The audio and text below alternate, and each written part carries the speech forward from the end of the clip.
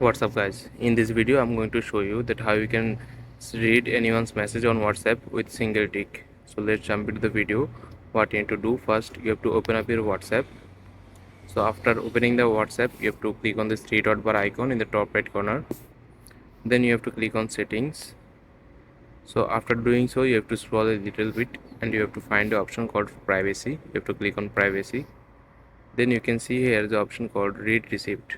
If this turned on, you won't send or receive read receipt. Read receipt are always sent for group chat, so you have to turn this off. So after turning it off, you are ready to go. Now you can send or read anyone's message without them knowing or with single tick. So if this is turned on, anyone can see that you have read their messages on WhatsApp. So this is it guys, this is the simplest way to read anyone's message on WhatsApp with single tick. I hope you find this video helpful guys. Please leave a like on this video and subscribe my channel for more video like this. Peace.